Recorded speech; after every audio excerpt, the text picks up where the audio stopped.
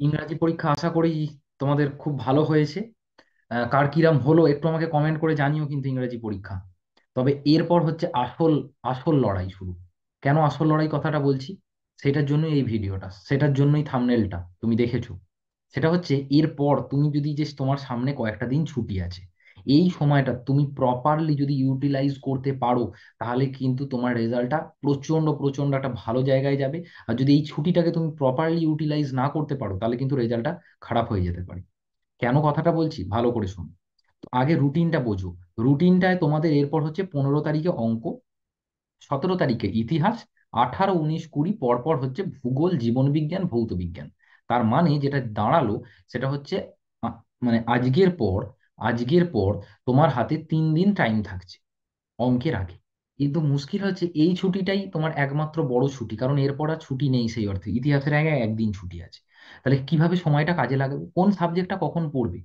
তো চলো, আমি তোমাদের জন্য একটা চার্ট করেছি, সেটা একটু জেনে নাও।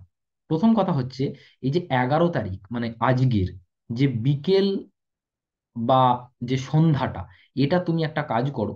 এইটা তুমি একটু ভূগোল পড়ে রাখো। ভূগোলটা আজকের দিনের বিকেলে বলো বা সন্ধ্যাতে বলো, তুমি ভূগোলের টোটাল জিনিসটা একটু দেখে রাখো, উইথ ম্যাপ পয়েন্টিং দেখে দেখে রাখো। কেন দেখতে বলছি একটু পরেই বুঝতে পারবে। ভিডিওটা শেষ পর্যন্ত দেখো। এরপর তুমি 12 তারিখ চলে এসছে, প্রপার রুটিন মেনটেন করো, প্রপার সময় মানে খুব বেশি রাত না জেগে মোটামুটি একটা দিন, সারা দিনটাকে ইউটিলাইজ করার চেষ্টা করো। 12 তারিখটা তোমার হাতে ফুল আছে। তো এই 12 তারিখে তুমি জীবন বিজ্ঞান আর ভৌত বিজ্ঞান এইটাকে রিভিশনের জন্য রেখে দাও। যা যা সাজেশন জীবন বিজ্ঞানে আমি দিয়েছি, বা ভৌত বিজ্ঞানে অন্যান্য যা যা সাজেশন অন্যান্য স্যারেরা দিয়েছেন, বা আমার চ্যানেলে যে স্যার এসেছিলেন এক্সামিনার স্যার, তিনিও যা যা দিয়েছেন, সেইগুলো আগে দেখে ফেলো। তাহলে কি হলো, 12 তারিখে তোমার জীবন বিজ্ঞান আর ভৌত বিজ্ঞানের রিভিশন আমি ধরে নিচ্ছি কমপ্লিট। এরপর চলে আসছো 13 তারিখ।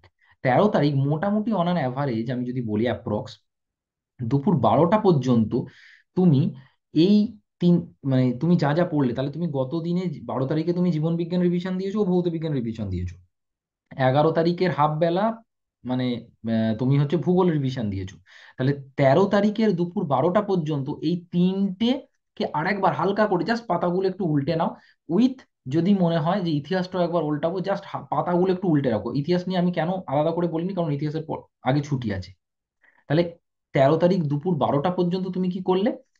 তুমি চারটে সাবজেক্টই ভূগোল, জীবনবিজ্ঞান, ভৌত বিজ্ঞান আর ইতিহাস একবার করে জাস্ট পাতাটা উল্টে নিলে, এতেও তো আমাদের ব্রেন কিন্তু খুব কাজ করে। ব্রেন বুঝে যাবে যে কোন জায়গাটা তোমাকে ইম্পর্টেন্ট বা ইম্পর্টেন্স দিতে হবে, বা কোন জায়গাটা তোমাকে গুরুত্ব দিতে হবে। এরপর 13 তারিখের বাকি হাফ বেলা মানে দুপুর 12টার পর থেকে বাকি দিনটা, এবং 14 তারিখটা বা 15 তারিখটা, যতক্ষণ না অঙ্ক পরীক্ষা হচ্ছে, পুরোটা অঙ্কে দিয়ে দাও। হলো?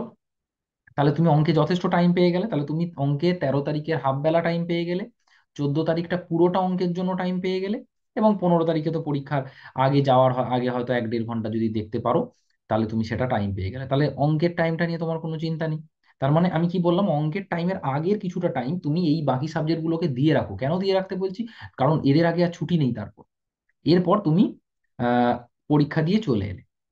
এরপর তুমি পরীক্ষা দিয়ে চলে এলে 15 তারিখ। 15 তারিখে পরীক্ষা দিয়ে চলে আসতে ধরো তোমার 2টো নাগাদ পরীক্ষা শেষ হলো, বাড়িতে আসতে একটু হয়তো হালকা একটু অল্প একটু রেস্ট নিলে, এই করতে করতে বিকেল 4টে, সাড়ে 4টে, 5টা বাজলো। এরপর 15 তারিখের যে বাকি দিনটা পড়ে রইলো, সেটা আমি বলবো, যদি তুমি খুব ইতিহাসে দুর্বল না হও, ঠিক আছে, খুব ইতিহাসে দুর্বল হলে তখন থেকে তুমি ইতিহাস পড়তে শুরু করে দাও। আর যদি ইতিহাসটা মোটামুটি একটা স্ট্যান্ডার্ড জায়গায় তৈরি থাকে, তাহলে অন্তত 15 তারিখের বাকি বেলাটা মানে রাতে ঘুমোতে যাওয়ার আগে পর্যন্ত তুমি আবার ওই যে তিনটে সাবজেক্ট আছে বললাম, ভূগোল, জীবনবিজ্ঞান, ভৌত বিজ্ঞানের টেস্ট পেপারের জাস্ট এমসিকিউ গুলো আরেকবার দেখে রাখো। যে টেস্ট পেপার এতদিন যে তুমি সলভ করেছো, তার কোন কোন জায়গাটা তোমার অসুবিধা হয়েছে, বা কোন কোন এমসিকিউ তুমি ভুলে গেছিলে। কারণ এমসিকিউ গুলো তুমি করার সময় নিশ্চয়ই কিছু ভুল করেছো, সেগুলো টিচার যখন কারেকশন করে দিয়েছেন, সেগুলো কিন্তু অনেক সময় আমাদের ব্রেন থেকে মানে আমরা হয়তো অনেক সময় ভুলে যাই। তো সেই ক্ষেত্রে তোমার ব্রেনকে একবার রিকল করানোর দরকার আছে, যে এই এমসিকিউটা আমি ভুল করেছিলাম, বা এই 1 নম্বরের প্রশ্নটা আমি ভুল করেছিলাম, এই সত্য মিথ্যাটা আমি ভুল করেছিলাম। ওইগুলো একবার তোমার যদি টেস্ট পেপারে নিশ্চয়ই দাগ দেওয়া আছে বা খাতায় লেখা আছে, তো সেইগুলো একবার হালকা করে দেখে নাও। এরপর তাহলে এইটা হলো তোমার 15 তারিখের বাকি বেলাটা। এরপর তুমি 16 তারিখটা গোটাটা ইতিহাসে দিয়ে দাও, বা আহ, তোমার যে মানে ইতিহাস পরীক্ষার আগে পর্যন্ত বাকি সময়টা তুমি তাহলে এরপর দিয়ে দাও। তারপর তুমি 17 তারিখে একদম ফ্রি মনে ইতিহাস পরীক্ষা দিতে চলে যাও। তারপরে রুটিন তো খুব সোজা, যেহেতু তোমার আগে থেকে এইগুলো কিছুটা করা রয়েছে, অনেকটাই করা আছে, এবার দেখবে তোমার অনেকটা সুবিধা হবে। অর্থাৎ 18 তারিখে জিওগ্রাফি আছে, অর্থাৎ ইতিহাস পরীক্ষা দিয়ে এসেই তুমি একটুখানি রেস্ট নিয়েই তুমি যথারীতি ভূগোল পড়তে শুরু করে দাও। এখানে তো আর যেহেতু একদিনও সময় নেই, এখানে আর যেহেতু মানে অন্য কোনো সাবজেক্ট দেখার দরকারও নেই বা প্রয়োজনও পড়বে না, কারণ যেহেতু তুমি ভূগোলটা আগে দেখে রেখেছো। এবার ভূগোল পরীক্ষা দিয়ে তুমি চলে এলে, দিয়ে সেম ঘটনা 19শে ফেব্রুয়ারি। 19শে ফেব্রুয়ারি তোমার হচ্ছে মানে ভূগোল পরীক্ষা দিয়ে তুমি ফিরে এলে 18ই ফেব্রুয়ারি, তো 18ই ফেব্রুয়ারির বাকি টাইমটা এবং 19 তারিখে যাওয়ার আগে পর্যন্ত দিয়ে তুমি জীবন বিজ্ঞান পরীক্ষাটা দিলে। জীবন বিজ্ঞান পরীক্ষা কেমন হলো অবশ্যই কমেন্টে জানাবে।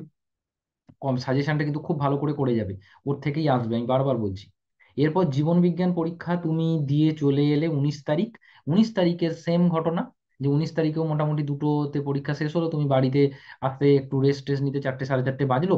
এরপর থেকে বাকি সময়টা তুমি মানে পরের দিনই ফিজিক্যাল সায়েন্স ভৌত বিজ্ঞান পরীক্ষা আছে, তো ভৌত বিজ্ঞানে তুমি বাকি টাইমটা দিয়ে দাও।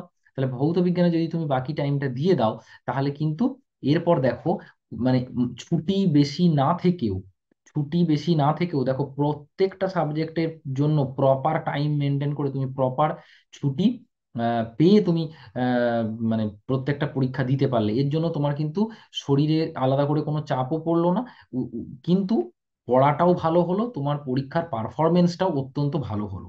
তাহলে এইভাবে স্মার্টলি এই 3 দিনের টাইমটাকে ইউটিলাইজ করো, এবং যাতে পরে তোমার চাপ না পড়ে। এবং শুধু তাই নয়, আমি বলবো যে একটু ভেবে রাখো যে যেহেতু তুমি বাংলা পরীক্ষা দিয়ে ফেললে, ইংরাজি পরীক্ষা দিয়ে ফেললে, তোমার কি কোনো টাইম মেনটেনে সমস্যা হচ্ছে? যদি কারোর ক্ষেত্রে সেই টাইম মেনটেনের সমস্যা হয়, বা হলে গিয়ে দেখলে যে কোনো একটা পার্টিকুলার টেকনিক্যাল কিছু সমস্যা হচ্ছে, টেকনিক্যাল বলতে আমি বলতে চাই যে হয়তো খাতার মার্জিনের দিক থেকে তুমি কোনোটা দিতে ভুলে গেছো, বা কোনোটা প্রপারলি দাওনি, সেইগুলো কিন্তু এর পরের পরীক্ষাগুলোয় যেন ভুলটা না হয়। এবং আমি একটা কথা বারবার বলবো, যে মোটামুটি ধরে রাখতে পারো যে এক একটা প্রশ্নের পর কিন্তু 2 বা 3 আঙুল করে তুমি কিন্তু গ্যাপ দেবে। নাহলে টিচারদের ক্ষেত্রে অনেক টিচাররা বুঝতে পারেন না যে কোন প্রশ্নটা কোথায় শুরু হলো কোথায় শেষ হলো। যদি এই রকম হয় তাহলে কিন্তু দুটো প্রশ্ন লিখেও তুমি কিন্তু একটা নাম্বার পেয়ে যেতে পারো, সেই বিষয়ে সতর্ক থাকো। এবং আমি বলবো যে সাবজেক্টগুলোর জন্য তুমি পার্টিকুলারলি একটা টাইম স্প্যান বানিয়ে নাও, যে কখন কোনটা উত্তর দেবো। ঠিক আছে, যে এমসিকিউ এর গুলো উত্তর আমি বলবো জীবন বিজ্ঞানের ক্ষেত্রে অন্তত যে মোটামুটি তুমি ধরো তোমাদের 15টা এমসিকিউ আসছে, 21টা ভিএসএ কিউ আসছে, এই সময়টায় তুমি মোটামুটি 30 মিনিটের মধ্যে এটাকে শেষ করে দাও, তাহলে তুমি বাকি প্রশ্নগুলোর অন্য অনেকটাই টাইম পাবে। ঠিক আছে।